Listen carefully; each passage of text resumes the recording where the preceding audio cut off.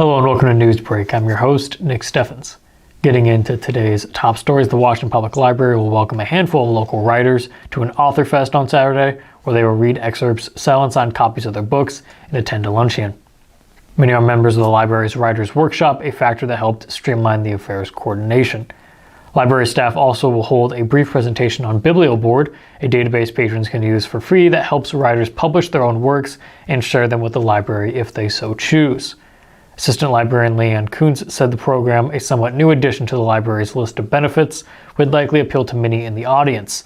That said, the event isn't only intended for prospective authors.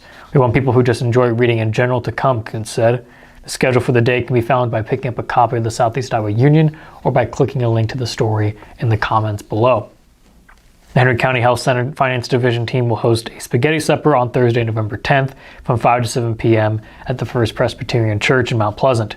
The meal is a free will offering, with 100% of the proceeds going to the Florida Hospital Association to help hospital employees who are impacted by Hurricane Ian.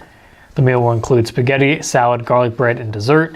Dine-in or takeout is available.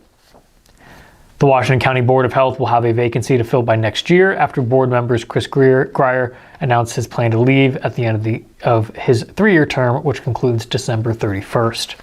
While the spot historically attracts little attention, Public Health Director Emily Tokheim said at least 4 applicants had already reached out, representing a wide range of experience levels and the reasons for interest.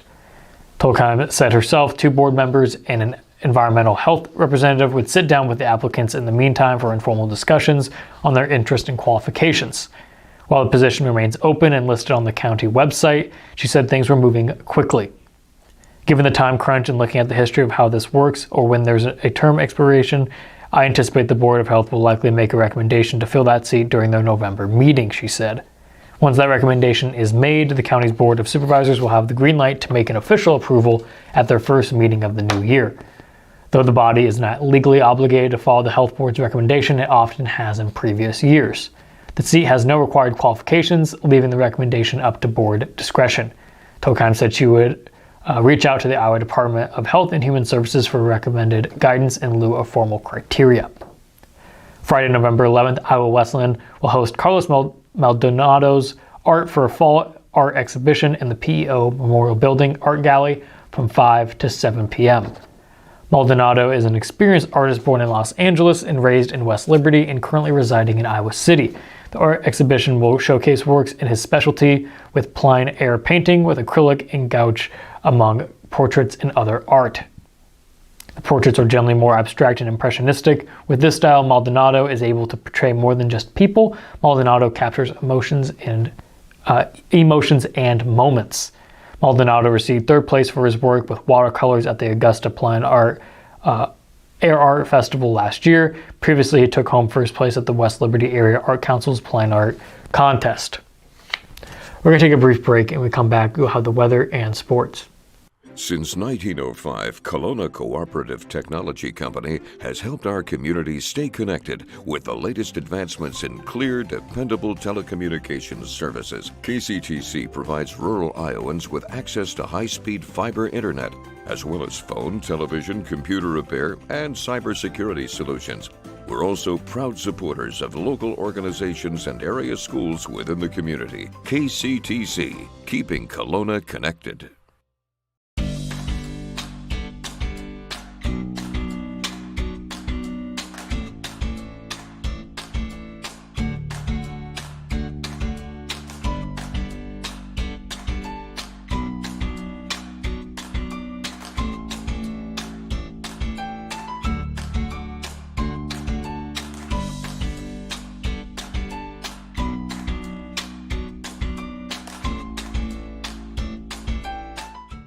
At the Capper Auto Group, we put our customers' needs first and understand that everyone is as different as the vehicle they select. We offer new Ford, Chevrolet, Buick, GMC, Jeep, Chrysler, Dodge, and Ram vehicles in a friendly environment that puts you in the driver's seat. When it comes to service, we maintain factory-trained technicians and competitive pricing. The Capper Auto Group still believes that service after the sale provides the best customer experience. Come see the Capper experience for yourself. Hospice isn't a place, it's a type of care that focuses on living. Servicing a 7-county area, the Hospice of Washington County staff of nurses, social work, hospice aides, spiritual and grief support, volunteers, music and massage therapists are able to provide free end-of-life care where the patient lives. We write wills, give consent for organ donation, but rarely is there a plan for what we would want the final phase of our lives. At Hospice of Washington County, we encourage our patients to be in charge of their healthcare decisions while maintaining quality of life. Welcome back to Newsbreak. I'm your host, Nick Steffens. We have the weather coming up. First, obituaries.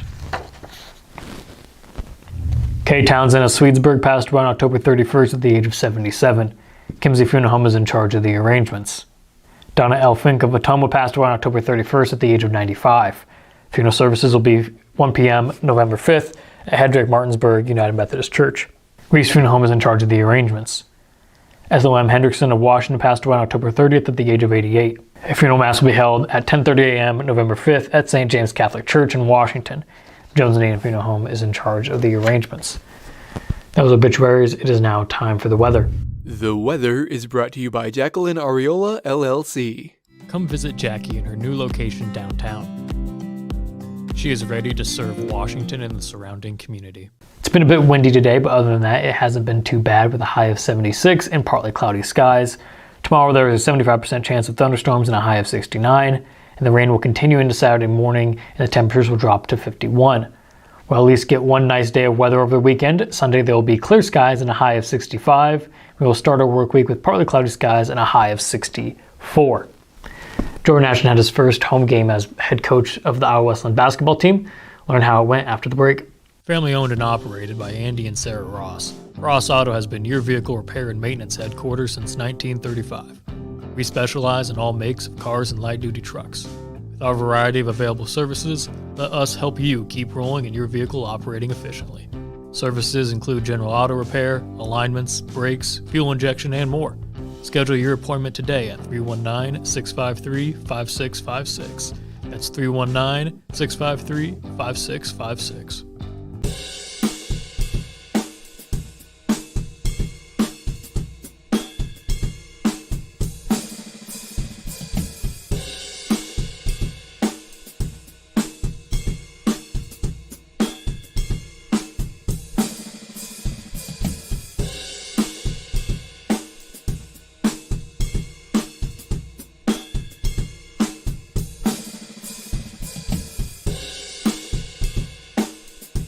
Federation Bank is a locally owned bank providing award-winning customer service.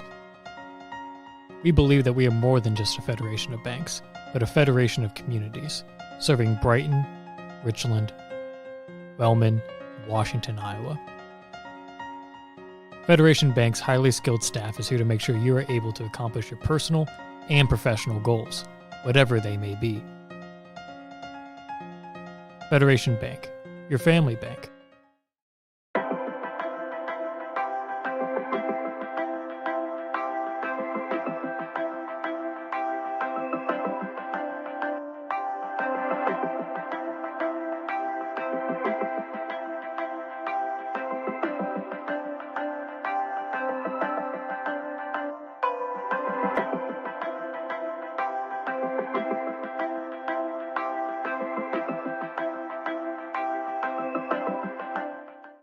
And now, sports, brought to you by Fairway.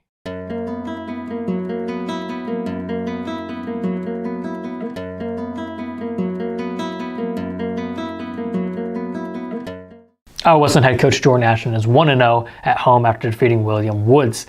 The Tiger men held off the Owls 62-57 in front of a rocking Rubel Arena crowd. The Tigers did so despite a rough night shooting the ball. The Tigers shot just 31.3% from the field and an anemic 18.5% from beyond the three-point line, yet found a way to lead William Woods for the vast majority of the second half.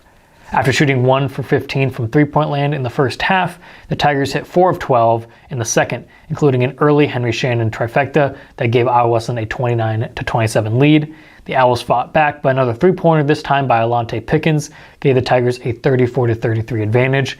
William Woods would never lead again. Pickens led the team with 19 points, 8 rebounds, and 5 assists in the win. He scored 11 of those points in the second half.